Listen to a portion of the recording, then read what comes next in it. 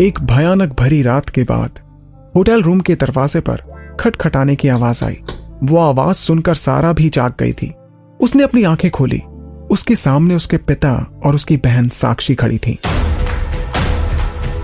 Bed की दूसरी side पर सोए हुए आदमी का सिर्फ बैक दिखाई दे रहा था, जिससे महेश को समझने में देरी नहीं लगी और वो आग बबूला होने लगा। उसके चेहरे का गुस्सा साफ नजर आ रहा था। बेशरम लड़की, ये क्या किया तुमने? मेरी पूरी इज्जत मिट्टी में मिला दी। अपने परिवार की इज्जत का जरा भी ख्याल नहीं आया तुम्हें। साक्षी ने सारा को रंगे हाथ पकड़ लिया था और वो अंदर ही अंदर खुश होने लगी। हालांकि वो महेश को समझाने का नाटक कर रही थी। डैड प्लीज गुस्सा मत होइए, ये सब कुछ सिर्फ इसलिए हुआ क्योंकि सारा ने ज्यादा पी ली थी। वो ऐसा कुछ भी नहीं करना चाहती थी डैड, प्लीज उसे माफ कर दीजिए। उससे फिर कभी ऐसी गलती नहीं होगी डैड, प्लीज डैड। माफ कर दूं? आखिर मेरी बेटी इतनी बेशर्म कैसे हो सकती है?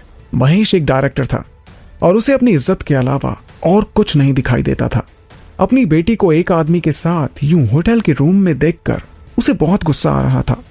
अपने पिता और बहन के चेहरे की ओर देखते हुए सारा को कुछ महसूस नहीं हो रहा था और ना ही उसे कोई डर लग रहा था।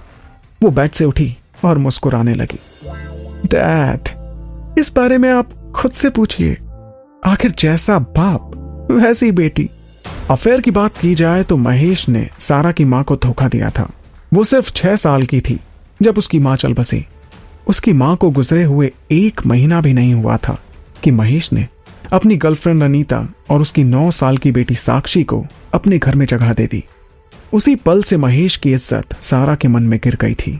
सारा काफी पहले से ही महेश को अपना पिता समझना छोड़ चुकी थी और अब जब उसे पता चला कि महेश ने उसे 50 करोड़ रुपए के लिए बेच दिया था, उसे पिता मानना तो दूर, वो उसे देखना भी नहीं चाहती थी।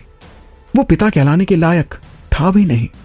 एक असली पिता तो अपने बच्चों की देखभाल करता है और उन्हें हर मुसीबत से बचा कर रखता है, लेकिन महेश के बारे में, उसके बारे में क्या कहा जाए? महेश सारा की बात सुनकर दंग रह गया था। तुम क्या मुझे हार्ट अटैक देना चाहती हो? सारा महेश की ओर देखते हुए और भी मुस्कुराने लगी। अगर आप मर भी गए तो मैं आपसे वादा करती हूँ कि मैं अगले साल आपकी बरसी पर बहुत बड़ा जश्न मनाते हुए आपकी कब्र पर फूल फेंकने आऊंगी डैड। महेश का ब्लड प्रेशर बढ़ने लगा। आखिर उसकी चुप चुप रहने वाली और कमजोर बेटी सारा अचानक से इतनी बागी और अलग कैसे बन गई? साक्षी ने वक्त रहते महेश को गिरने से बचा लिया और एक अच्छी बेटी होने का नाटक करते हुए होने वाले तमाशे को रोकने की कोशिश करने लगी। सारा, आखिरकार तुम डैड से ऐसे कैसे बात कर सकती हो? उनसे इसी वक्त माफी मांगो और आज के बाद कभी डैड से ऐसी बात करने की हिम्मत भी मत करना। सारा ने गहरी सांस ली और सोचने लगी।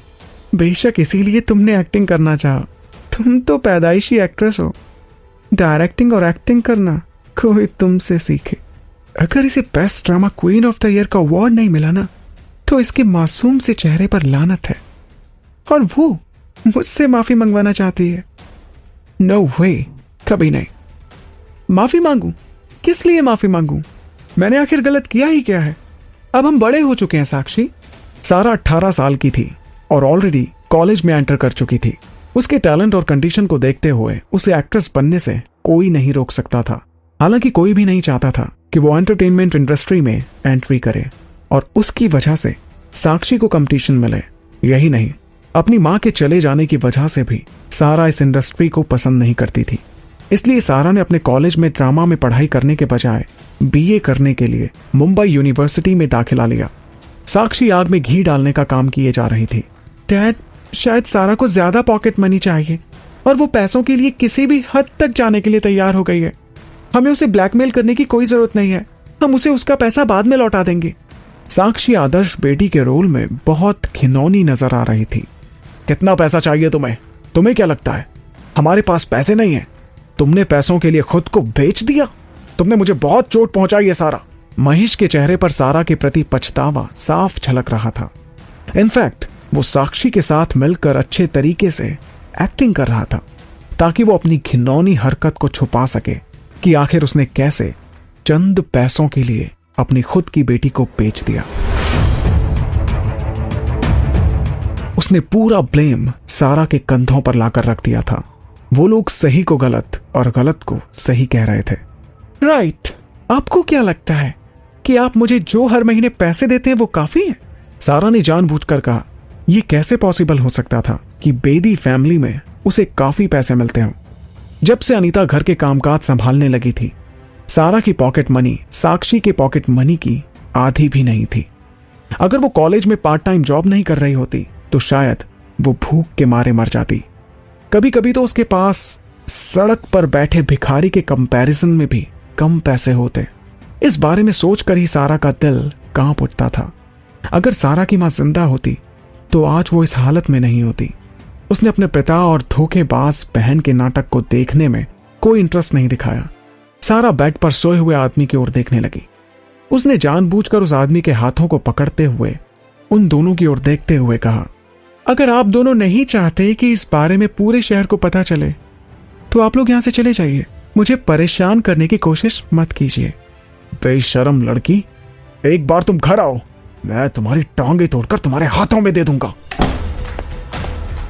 महेश ने दरवाजे को धक्का दिया और सारा पर चिल्लाते हुए बाहर निकल गया।